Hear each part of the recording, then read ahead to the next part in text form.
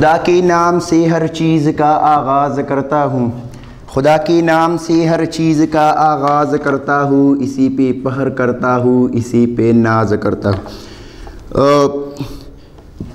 آپ نے جو ہے ادب کے حوالے سے ہم نے نائنتھ کلاس میں پڑھ چکے ہیں کہ ادب کی لغوی معنی کیا ہے اور اصطلاحی معنی کیا ہے۔ اب ادب کی لغوی معنی ہے دعوت طعام یا دسترخوان کو کہتے ہیں، لیکن اصطلاح میں اپنی جذبات و خیالات کو حسین پیرائے میں بیان کرنا ادب کہلاتا ہے۔ اب یہ ادب جو ہے، جو جذبات اور خیالات ہم حسین پیرائے میں بیان کرتے ہیں، لیکن اس کے لیے طریقے کیا ہے، تو ایک نثر ہے اور ایک نظم ہے۔ یہ ساری باتیں ہم نے جو ہے نائنتھ میں کر چکے ہیں۔ اب ہم اصل کتاب کی طرف آتے ہیں کہ آپ کے کورس میں جو ہے کون سی چیزیں موجود ہے۔ تو آپ کے کورس میں جو ہے سب سے پہلی شاہد احمد دہلوی کا جو ہے ایک خاکہ ہے، یہ مولوی عبدالحق پر انہوں نے لکھا ہے۔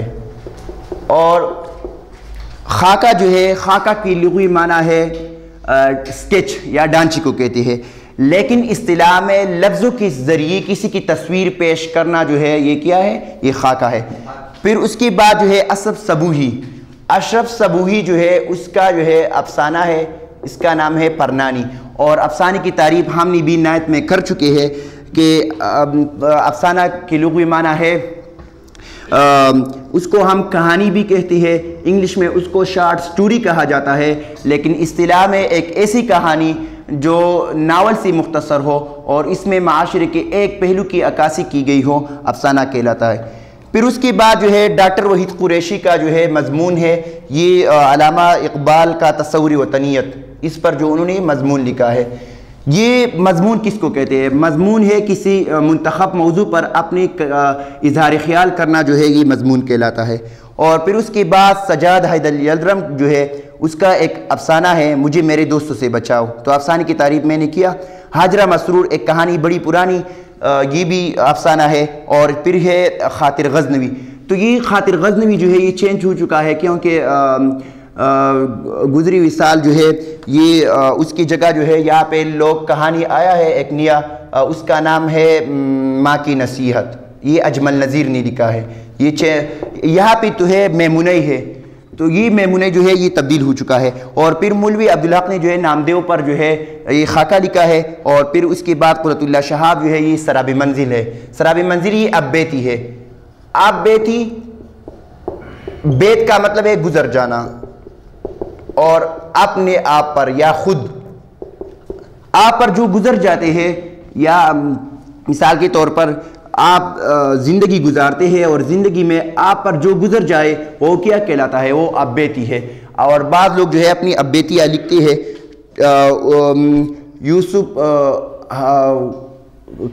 یوسف حلیب خان کمبل پوش ہے میرے خیال میں، اس کا جو ہے انہوں نے اب بیتی نگار ہے جو انہوں نے جو ہے اب بیتی لکھا ہے۔ اور پھر جو ہے حکیم محمد سعید ہے، اس کے جو ہے تاشقند اور بخارا یہ اس کا سفرنامہ ہے۔ سفرنامہ جو ہے یہ بعض لوگ جو ہے دوسری ممالک جاتے ہیں اور وہاں پہ جو ہے وہاں وہ جو دیکھتے ہیں اور اس کے ساتھ جو ہو رہا ہے وہ جو ہے تحریری شکل میں لکھتے ہیں۔ اس میں کسی سفر کی رویداد لکھنا جو ہے سفرنامہ کہلاتا ہے، شارٹ ڈیفینیشن اس کی ہے۔ اور پھر اس کے بعد مرزا اسد اللہ خان غالب جو ہے یہ غالب کا خط میر مہدی مجروح کے نام، یہ اس کا ایک دوست ہے، اس کو انہوں نے لکھا ہے۔ ایک غالب کا خط علاؤدین علائی کے نام، یہ اس کا دوست ہے۔ اور رشید احمد صدیقی جو ہے انہوں نے بشیر صاحب کو جو ہے خط لکھا ہے۔ یہ بھی پرانے زمانے میں جو ہے لوگ موبائل نہیں تھے، جدید ٹیکنالوجی نہیں تھی، تو لوگ جو ہے خطوط لکھتے تھے، اور یہ ادبی خطوط ہے۔ اب بھی جو ہے لوگ ادبی خطوط لکھتے ہیں، ٹھیک ہے۔ اور حصہ نظم میں احسان دانش جو ہے آزادی نظم ہے، حفیظ جالندی کا جو ہے مزار قطب الدین ایبک ہے جو انہوں نے قومی ترانہ جو ہے لکھا ہے۔ اور ایک جوش ملی آبادی ہے جمیل الدین علی، اس کا جو نظم ہے اے دیس کی ہوا دلاور پگار کراچی کی بس، یہ کراچی کی بس پر جو ہے انہوں نے طنز کیا ہے۔ مرزا محمود سرحدی مسلمانان الجزائر کے مسلمانوں پر انہوں نے لکھا ہے۔ اور حسن موہانی غزل ہے علی سکندر جگر مراد آبادی، پراگ گورکھپوری کا وہ غزل بھی ہے کہ یہاں پہ اس کورس میں جو ہے بچھڑ گیا ہوں مگر کارواں سے دور نہیں، وہی غزل جو ہے اس میں ہے۔ اور ادا جعفری ہے، ادا جعفری کے جو ہے ہونٹوں پہ کبھی ان کے میرا نام ہی آئے تو سگی برسر الزام، یہ غزل ہے۔ اور کیا جانیے کس بات پہ مغرور رہی ہو، تو یہ غزلیں جو ہے ادا جعفری کی 2 غزلیں اس میں موجود ہے۔ اب ہم آتے ہیں سبق کی طرف کہ شاہد احمد دہلوی کی اعلیٰ زندگی پڑھیں گے اور بعد میں جو ہے ہم مولوی عبدالحق خاکہ پڑھیں گے۔ تو شاہد احمد دہلوی ولادت 1906 ہے اور وفات 1967 ہے۔ اس کو ہم جو ہے 67 بھی کہتے ہیں، اصل میں یہ 67 ہے۔ شاہد احمد دہلوی مولوی نذیر احمد کے پوتے اور مولوی بشیر الدین کے بیٹے تھے۔ یہ مولوی نذیر احمد کے پوتے تھے، ایک نواسا ہوتا ہے ایک پوتا ہوتا ہے، پوتا جو ہے یہ بیٹے کا بیٹا ہوتا ہے، ٹھیک ہے۔ اور یہ مولوی نذیر احمد کے مطلب یہ ہے کہ بیٹے کا بیٹا تھا، اور مولوی بشیر الدین کی کیا تھے؟ بیٹے تھے۔ انہوں نے ابتدائی تعلیم حیدرآباد سے حاصل کی، ہندوستان میں ہے، دہلی یونیورسٹی سے پارسی میں ایم اے کیا۔ جس طرح اقبال نے بھی پارسی میں جو ہے ایم اے کیا تھا۔ تعلیم مکمل کرنے کے بعد ماہنامہ ساقی جاری کیا۔ ایک روزنامہ ہوتا ہے، ایک ماہنامہ ہوتا ہے۔ ماہنامہ وہ ہوتا ہے جو ماہ کے بعد جو ہے وہ شائع ہوتا ہے، یہ ساقی رسالہ اب لوگ جو ہے پڑھ رہے ہیں اور یہ جو ہے شائع ہوتا ہے۔ اور اسی نام سے ایک بک ڈبو بھی قائم کیا، بک ڈبو۔ جس طرح آپ اوجیانہ مارکیٹ جائے وہاں پہ اکثر یہ لکھا ہوتا ہے کہ بک ڈبو، تو یہ ڈبو گودام کو کہتے ہیں، مطلب یہ وہی جگہ جہاں پہ کتابیں موجود ہوں۔ اس رسالے نے بے شمار نئی لکھنے والوں کو متحرک کرایا اور ان کی حوصلہ افزائی کی۔ مطلب یہ ہے کہ یہ رسالہ جب شائع ہوا تو اس رسالے کی وجہ سے لوگوں نے یہ رسالہ پڑھا اور اسی وجہ سے جو ہے نئی ادیب جو ہے سامنے آئی۔ تقسیم ہند کے بعد پاکستان چلے آئے۔ تقسیم ہند جب ہندوستان اور پاکستان جو ہے الگ نہیں تھی تو اس وقت جو ہے ہندوستان اور پاکستان کو برصغیر پاک و ہند کہتے تھے۔ تو یہ جب ہندوستان جو ہے اور پاکستان تقسیم ہوا تو اس کے بعد جو ہے وہ پاکستان چلے آئے اور کراچی سے جو ہے اپنا رسالہ جاری کیا۔ وہ ادبی تحریکوں اور انجمنوں میں بڑھ چڑھ کر حصہ لیتے تھے۔ انہوں نے انجمن ادبی جرائد پاکستان بنائی۔ یہ انجمن ادبی جرائد جو ہے یہ بھی ایک رسالہ تھا، اور جریدہ جو ہے یہ رسالے کو کہا جاتا ہے۔ میں نے آپ کو پہلے ہی کہا تھا کہ ایک روزنامہ ہوتا ہے اور ایک ماہنامہ ہوتا ہے، تو یہ روزنامہ رسالہ تھا، مطلب یہ کہ ہر روز جو ہے یہ لوگ اس میں مضامین لکھتے تھے۔ شاعروں اور ادیبوں کی حقوق کے تحفظ کے لیے رائٹرز گلڈ کی ضمن میں نمایاں خدمات انجام دی۔ مطلب یہ ہے کہ شاعروں اور ادیبوں کے حق میں جو ہے انہوں نے آواز اٹھائی اور اس کے لیے جو انہوں نے یہ نام رکھا، اور اس میں لوگ جو ہے ادیبوں اور شاعروں کے بارے میں جو ہے باتیں کر رہے تھے کہ ادیبوں کو یہ حق دی جائے، یہ حق دی جائے۔ انہیں موسیقی سے بھی بڑی دلچسپی تھی۔ اس کا ایک یہاں پہ ایک تصنیف بھی ہے، دان کا گیت اور پاکستانی موسیقی۔ تو یہ پاکستانی موسیقی کیا ہے، اور ادب میں موسیقی بھی جو ہے ٹچ ہے، اور جو لوگ جو ہے موسیقی نہیں سنتے تو ادب کا سٹوڈنٹ بھی نہیں ہے۔ تو یہاں پہ جو ہے وہ موسیقی سے بھی وہ بہت بڑی دلچسپی رکھتے تھے، اور ریڈیو پاکستان کراچی میں بحیثیت میوزک سپروائزر مقرر ہوئی۔ سپروائزر جو جس طرح آپ کی اسکول کی پرنسپل ہوتا ہے، جس طرح وہاں پہ جو ہے یہ میوزک کا سپروائزر ہوتا ہے، سربراہ ہوتا ہے۔ اس سلسلے میں انہوں نے جاپان، تائی لینڈ، فلپائن اور ہانگ کانگ کی دوری بھی کی۔ جاپان تو آپ جانتے ہیں، جس طرح یہاں پہ ہمارے پاکستان میں بھی اس کی جو ہے گھڑیال ہوتے ہیں، اور جو گھڑیاں ہوتے ہیں یہ لوگ کہتے ہیں کہ یہ جاپانی چیز ہے۔ اور تائی لینڈ جو یہ ایشیا میں ہے، اور تائی لینڈ کا دارالحکومت بنکاک ہے۔ یہاں پہ اس طرح لکھا، یہ آپ نیٹ پہ سرچ کریں، وہاں پہ جو ہے یہ ساری تفصیل موجود ہے۔ یہ ایشیا میں ہے، اور اس کا دارالحکومت بنکاک ہے۔ اور یہ جو ہے اس کی لغوی معنی جو ہے آزاد لوگوں کی رہنے کی جگہ، یہ اس کی لغوی معنی ہے۔ اور ایک پلپائن ہے، پلپائن کا جو ہے یہ بھی ایشیا میں ہے، اور اس کا دارالحکومت نیلا ہے، اور یہ بھی ایشیا کے ممالک میں ہے۔ ہانگ کانگ جانتے ہو؟ ہانگ کانگ جو ہے یہ چین میں ہے، اور یہ انتظامی علاقہ ہے چین کا، یا یہ بھی آپ نیٹ پہ جا کے دیکھ لیں، وہاں پہ یہ ساری تفصیل موجود ہے۔ یہ تو جاپان، تائی لینڈ اور فلپائن، یہ ساری ممالک کے نام جو ہے یہ آپ میرے خیال میں پاک اسٹڈی میں آپ نے پڑھ چکی ہے، وہاں پہ یہ دیکھ لیں، یہ ساری تفصیل کے ساتھ جو ہے، اگر آپ نہیں سمجھتے تو سر سے پوچھ لیں۔ جہاں انہوں نے پاکستانی موسیقی پر لیکچر دی کہ پاکستانی موسیقی کیا ہے، پاکستان میں موسیقی کے بارے میں لوگ کیا اس کے بارے میں جو ہے لوگ کیا کہتے ہیں. تو یہ ساری خصوصیات جو ہے پاکستانی موسیقی کے حوالے سے یہ ساری ممالک میں وہاں پہ انہوں نے ان پر لیکچر دی ہے. پھر کہتا ہے شاہد احمد دہلوی ایک ذی علم آدمی تھے. ذی علم مطلب ذی کا مطلب زیادہ ہے، یا اس ذی طاقت کو بھی کہتے ہیں. ذی علم مطلب سمجھنے والا، سمجھدار. وہ دراصل نذیر احمد اور بشیر الدین کی روایات کے امین رہے ہیں. روایات جانتے ہو؟ روایت کا جمع جو ہے روایات ہے. جو طور طریقہ جو ہے گزری ہوئی زمانے میں آپ کے جو بزرگانی دین ہے یا آپ کے جو بڑے لوگ ہیں وہ جو طریقہ اپناتے ہیں، اور آپ وہی طریقہ جو ہے اپنی دادا دادی کی جو طریقہ اپناتے ہیں وہ روایات ہوتے ہیں. ٹھیک ہے، پرانی رسم و رواج جو تسلسل سے آ رہی ہے. ٹھیک ہے، پھر انہیں دہلی کی ٹکسالی زبان پر مکمل عبور حاصل تھا. یہ دہلی میں بہت سی زبانیں تھیں، اس کو ایک زبان کو ٹکسالی زبان بھی کہتے تھے. تو یہ دہلی کی جو ہے ٹکسالی زبان پر انہوں نے عبور حاصل کی. ان کی تصانیف کی تعداد 50 کے قریب ہے. میں نے آپ تصنیف کی جمع جو ہے تصانیف ہے، اور میں نے آپ کو پہلے ہی کہا تھا کہ تصنیف لکھی ہوئی تاریخ کو کہتے ہیں. تو یہ 50 کے قریب ہے. مطلب یہ بہت سے زیادہ کتابیں انہوں نے لکھی ہے. موسیقی پر بھی کتابیں لکھی ہے، خاکوں کا مجموعی بھی ہے. یہ سارے جو ہے یہاں پہ جو ہے نیچے تصانیف جو ہے تقریباً 5-6 لکھا ہے. ان کے بعض مقالات نے دہلی مرحوم کو زندہ جاوید کر دیا. بعض مقالے ہیں جو انہوں نے کیا دہلی مرحوم کو جو ہے جو دلی جو ہے جو برباد ہو چکا تھا، تو وہی جو ہے دلی کی حالات جو ہے ساری اس میں موجود ہے. ان کے بعض مقالات ایسے ہیں کہ ان میں دہلی کی جو بربادی ہے وہی ساری جو ہے موجود ہے. اور ایک شاعر کا بھی ایک شعر ہے کہ دلی کی نتے کوچے اوراق متصور تھی، جو شکل نظر آئی تصویر نظر آئی. تو یہ سارے واقعات جو ہے انہوں نے یہاں پہ جو ہے اپنی مقالوں میں جو ہے لکھی ہے. اپنی رسالے کے بعض خصوصی شماروں کے ذریعے اردو ادب کی ترویج پر بھرپور حصہ لیا ہے.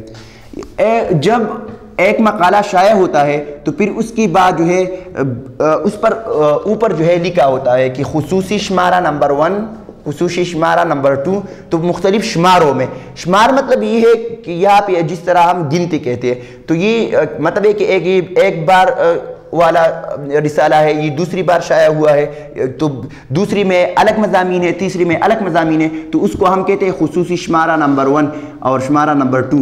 ٹھیک ہے،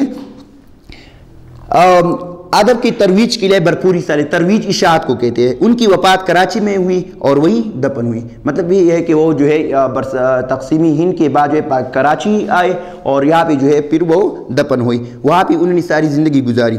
اس کی تصانیف جو ہے سب سے پہلا ہے دلی کی ببتا. ببتا جو ہے اس کی لغوی معنی دلی کی ببتا مطلب دلی کی یادداشت ہے.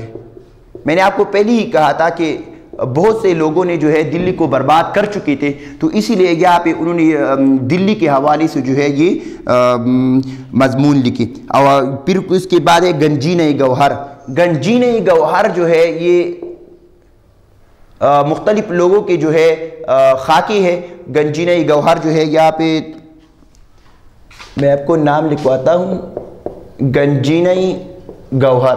تو یہ گنجینہ گوہر جو ہے اس میں مختلف لوگوں کے جو ہے خاکے موجود ہے. انہوں نے جو ہے مختلف لوگوں پر خاکی لکھا ہے. اور پھر اس کے بعد ہے سرگزشت عروس. عروس جو ہے یہ دلہن کو کہتے ہیں اور سرگزشت واقعات کو کہتی ہے. تو یہاں پہ اس سرگزشت عروس کا مطلب یہ کیا ہے؟ یہ ناول کا نام ہے سرگزشت عروس. یہ کیا ہے؟ یہ ناول ہے. اور پھر اس کے بعد اندھی گلی، یہ بھی ایک ناول ہے. اور اندھی گلی کے حوالے سے جو ہے انتظار حسین کا ایک افسانہ بھی نیٹ پہ موجود ہے، اندھی گلی. اور دان کا گیت اور پاکستانی موسیقی. یہ دان کا گیت جو ہے مس آئی لینگ چانگ جو ہے میرے خیال میں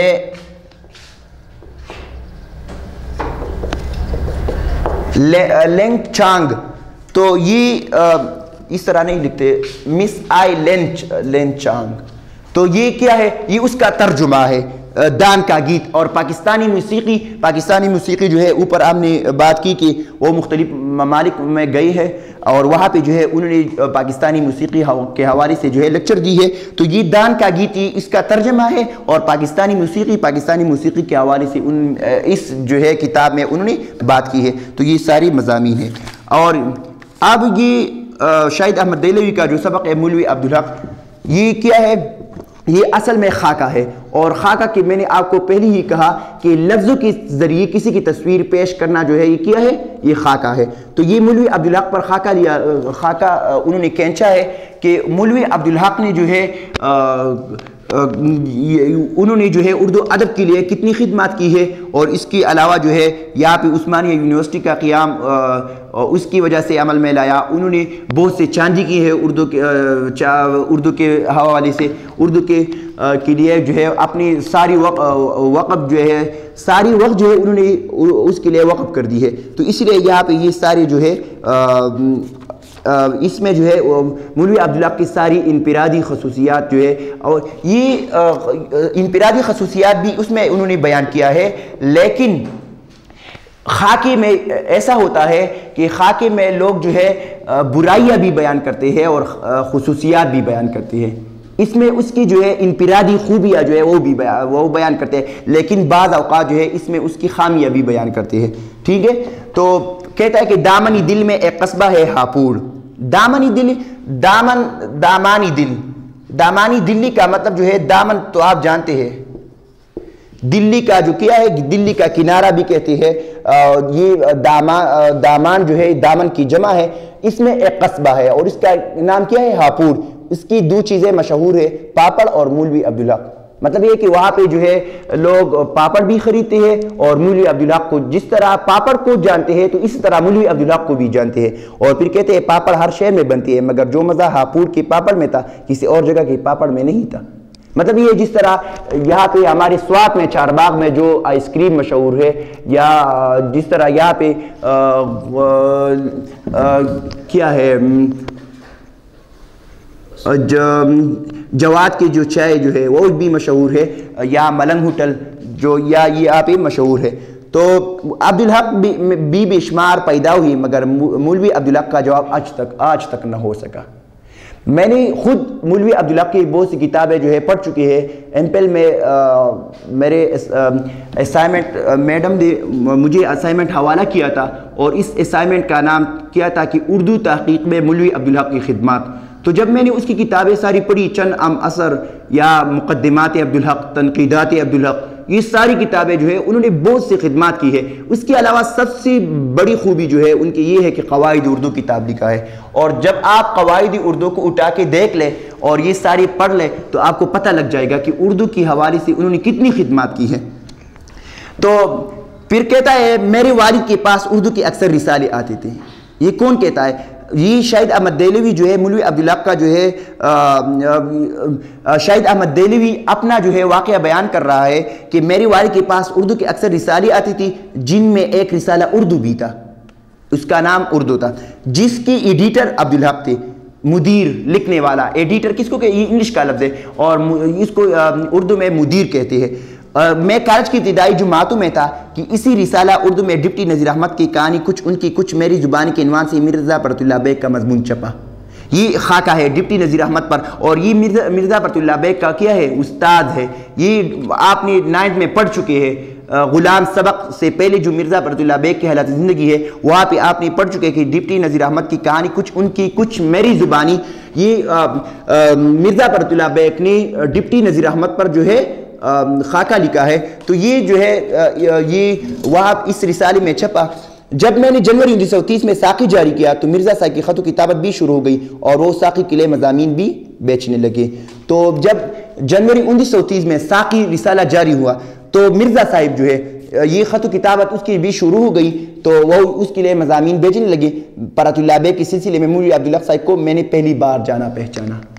جب یہاں بھی برۃ اللہ بیگ کی مضامین بھی اس میں چھپتے رہے، لیکن مرزا برۃ اللہ بیگ کی وجہ سے جو ہے مولوی عبدالحق جو ہے یہ کس نے پہچانا؟ شاہد احمد دہلوی نے پہچانا. پھر کہتا ہے کہ 1930 کے بعد میں کئی دفعہ حیدرآباد گیا مگر مولوی صاحب سے شرف ملاقات حاصل نہ کر سکا۔ شرف ملاقات شرف عزت کو کہتے ہیں، اور ملاقات شرف ملاقات کا عزت جو ہے میں نے حاصل نہیں کیا، مطلب یہ کہ اس کے ساتھ میری ملاقات نہیں ہوئی۔ مولوی صاحب اورنگ آباد میں رہتے تھے اور انجمن کا دفتر بھی وہی تھا۔ وہاں پہ انہوں نے ایک دفتر قائم کیا تھا، کس کے لیے؟ اردو کی ترقی کے لیے۔ انہوں نے مولوی عبدالحق نے جو ہے وہاں پہ جو ہے ایک انجمن قائم کیا تھا۔ ایک بات پر مجھے بڑا اچھمبا ہوتا تھا، اچھمبا مطلب عجیب، ایک بات مجھے بہت عجیب لگتا تھا کہ غیر ملکی کا مطلب یہاں پہ غیر حیدرآبادی ہے، بریکٹ میں لکھا ہے غیر حیدرآبادی کا مطلب یہ کہ وہ ہندوستان والا نہیں تھا۔ تو ہوتے ہوئے بھی مولوی عبدالحق انتہائی طویل مدت تک حیدرآباد میں کیسے جمے رہے؟ مطلب یہ کہ مولوی عبدالحق جو ہے وہ خود حیدرآباد کا رہنے والا نہیں تھا، لیکن وہ حیران تھا کون؟ یہ شاہد احمد دہلوی، کہ یہاں پہ اتنی مدت تک جو ہے وہ کیسے جو ہے یہاں پہ جمے رہے منجمد ایک جگہ پر رہنا۔ پھر کہتا ہے کہ ان کی پیشرو محسن الملک وقار الملک مولوی نذیر احمد اور مولوی صاحب کے ہم اثر مولوی ظفر علی خان اور مولانا عبدالمجید دریابادی اور خبر نہیں کون کون اس ریاست میں اپنے قدم نہیں جما سکے۔ یہ محسن الملک وقار الملک مولوی نذیر احمد اور وہاں پہ مولانا شبلی نعمانی مولوی ذکا اللہ، یہ آپ نے جو ہے نیب میں پڑھ چکے ہیں، وہاں پہ یہ عناصر خمسہ میں ہے، اور یہ کس کی ہے؟ سر سید کی رفقا ہے، ٹھیک ہے۔ تو یہاں پہ وہ کہتے ہیں کہ ان کی پیشرو، رو کس کو کہتے ہیں؟ جی پیش رو کا مطلب جو ہے طریقہ ہے، مطلب یہ کہ جو مثال کے طور پر بعض لوگ کہتے ہیں کہ میں اس پیر کا مرید ہوں، پیر جو آپ کو وظیفہ دیتے ہیں اور وہ وظیفہ آپ دہراتے ہیں، وہ آپ جس طرح پشتو کا بھی ایک نعت ہے کہ قدم بستا پا قدم دم در پسے دنیا پر دم در پسے درب دپارا ندسرے، یہ کیا ہے؟ یہ وہ اس کی قدم پر جو ہے قدم رکھتے ہیں، جس طرح لقد کان لکم فی رسول اللہ اسوۃ حسنہ، آپ صلی اللہ علیہ وسلم کی ہم پیروی کر رہی ہے، تو یہ اس کی پیش رو ہے، اس کی ہاں میں ہاں ملاتے ہیں اور اس کے ساتھ جو ہے زندگی گزارتے ہیں۔ تو یہ کیا ہے؟ پیشرو جو ہے مسلم ملک وقار ملک مولوی نذیر احمد اور مولوی صاحب کے ہم اثر مولوی ظفر علی خان اور مولانا عبدالمجید دریابادی۔ مولانا عبدالمجید دریابادی نے جو ہے سفر نامی لکھی ہے، ٹھیک ہے، اور خبر نہیں کون کون اس ریاست میں اپنے قدم نہیں جما سکے اور کتنی ہی بڑی آدمیوں کو خارج البلد کیا گیا، مگر مولوی صاحب تھے کہ ڈٹی ہوئی تھی اور ترقی کرتے جا رہے تھے۔ یہاں پہ کہتا ہے کہ یہ سارے لوگ جو ہے وہاں پہ موجود تھے اس ریاست میں، لیکن مولوی اور بہت بڑی لوگوں کو انہوں نے خارج البلد کیا۔ بلد لا اقسم بہذا البلد، بلد جو ہے قرآن مجید میں ایک سورت بھی ہے، بلد شہر کو کہتے ہیں، خارج البلد کیا مطلب یہ کہ وہ نکال دیا۔ مگر مولوی صاحب جو ہے وہ ہر وقت جو ہے یاد کیا کہ ڈٹے ہوئے تھے، ڈٹی ہوئی مطلب ڈٹے رہنا، یہ کیا ہے؟ یہ محاورہ ہے، محاورہ کی لغوی معنی ہے بات یا گفتگو، لیکن اصطلاح میں جب کوئی لفظ اپنی حقیقی معنوں کے بجائے مجازی معنوں میں استعمال ہوا ہو اس کو ہم محاورہ کہتے ہیں۔ تو یہ محاورہ کیا ہے؟ محاورہ مطلب یہ ڈٹی رہنا کا معنی کیا ہے؟ ایک جگہ سے جو ہے ہٹنا، نہ ہٹنا، مطلب ایک جگہ جو ہے جمے رہنا، اور ترقی کرتے جا رہے تھے۔ یہ کون ترقی کرتے جا رہے تھے؟ مولوی عبدالحق۔ معلوم ہوا کہ مولوی صاحب اپنی مدافعت میں وہی ہتھیار استعمال کیے جو ملکی لوگ حملہ کرنے میں استعمال کرتے ہیں۔ یہ اس ساری باتوں سے پتہ لگ گیا کہ مولوی عبدالحق جو ہے، مولوی صاحب جو ہے اپنی مدافعت کے لیے اپنے آپ کو دفع کرنے، مدافعت کا لغوی معنی ہے دفع کرنا، انہوں نے مولوی صاحب اپنی مدافعت میں وہی ہتھیار استعمال کیے جو ملک کے لوگ حملہ کرنے میں استعمال کرتے ہیں۔ جو لوگ دوسری ممالک اپنی ملک کی حفاظت کے لیے دوسری ہتھیار استعمال کرتے ہیں، دوسری ممالک کے لیے اپنی ملک کی حفاظت کے لیے، تو وہی ہتھیار جو ہے مولوی عبدالحق نے اپنے آپ کے لیے استعمال کیا۔ مطلب یہ کہ انہوں نے جو ہے اردو زبان کی ترقی کے لیے کوششیں کی، تو اس وجہ سے انہوں نے جو ہے اپنے آپ کے لیے وہی ہتھیار استعمال کیا جو لوگ اپنی ملک کی حفاظت کے لیے استعمال کر رہی ہے۔ انہوں نے اپنی غیر معمولی ذہانت سے حیدرآباد کے تمام بڑے لوگوں کو اپنی مٹھی میں کر لیا تھا، اپنے قبضے میں۔ مٹھی میں کر لینا یہ بھی محاورہ ہے، قبضے میں کر لینا، گرفت میں لینا، اس کو ہم لپ بر بھی کہتے ہیں، لپ جس طرح پشت میں لپا۔ اور وزیر اعظم حیدری کے تو ناک کے بال بن گئے تھے، حیدرآباد کے جو وزیر اعظم تھے اس کے ناک کے بال بن گئے تھے۔ ناک کے بال مطلب نہایت عزیز و अकारिब होना, ना के बाल बन जाना, ये भी मुहावरा है। और मगर मौलवी साहिब सिर्फ अपनी बचाव ही नहीं करते रहे, उन्होंने रियासत के बड़ी बड़ी काम भी की। अंजुमन तरक्की उर्दू को इतना फ़रोग़ दिया, तरक्की दिया कि अंजुमन सारी हिंदुस्तान के लिए उर्दू का मरकज़ बन गई। कि ये अंजुमन जो है, अंजुमन असल में अंजुमन की लुग़वी माना महफिल है, जहाँ लोग इकट्ठे बैठे हुए होते हैं और वो जो है किसी टॉपिक पर जो है अपनी इज़हार ख्याल करते हैं, या उर्दू के हवाले से जो है, जिस तरह ये उर्दू के लिए ये अंजुमन उन्होंने कायम किया था, तो उर्दू की तरक्की के लिए उन्होंने जो है सारी जो है बातें कर रही थी। तो उस्मानी यूनिवर्सिटी का मंसूबा मौलवी साहिब ही ने बताया था। जब ये उर्दू यूनिवर्सिटी बनी तो उसके लिए दारुत तर्जमा कायम किया, जिसमें आला काबिलियत की मुतरज्जिम जमा की। ये उस्मानी यूनिवर्सिटी भी हिंदुस्तान में उन्होंने बनाया, और ये किसकी वजह से बन गई? ये यूनिवर्सिटी जो है मौलवी अब्दुल्ला की खिदमात की वजह से बन गई थी, और फिर ये यूनिवर्सिटी जो है ये दारुत तर्जमा बन गया।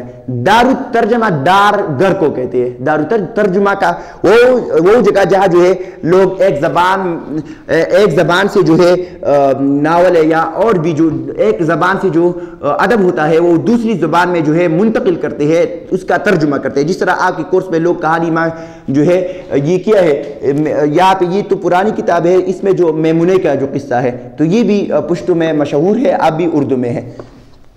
और फिर इस दारुत तर्जमा ने तमाम उलूम फ़नून को उर्दू में मुंतकिल कर दिया और साबित कर दिया कि उर्दू भी कामयाब ज़रिया तालीम बन सकती है। जब आप तर्जुमे की रिवायत के बारे में बात करते हैं, या ये उर्दू तर्जुमा की तारीख के हवाले से जो है आप पढ़ते हैं, तो यहाँ पे जो है आप जो है तर्जुमा में जो है उस्मानी यूनिवर्सिटी जो है सरनाम है। इसमें सरपरस्त में ये है क्योंकि उस्मानी यूनिवर्सिटी ने जो भी उन्होंने बहुत ज़्यादा खिदमात की है। तो यहाँ पे कहता है कि इस दारुत तर्जमा में तमाम उलूम फ़नून को जो है उर्दू में लोगों ने मुंतकिल कर दिया, और ये साबित कर दिया कि उर्दू भी जो है कामयाब ज़रिए तालीम का ज़रिया जो है बन सकती है।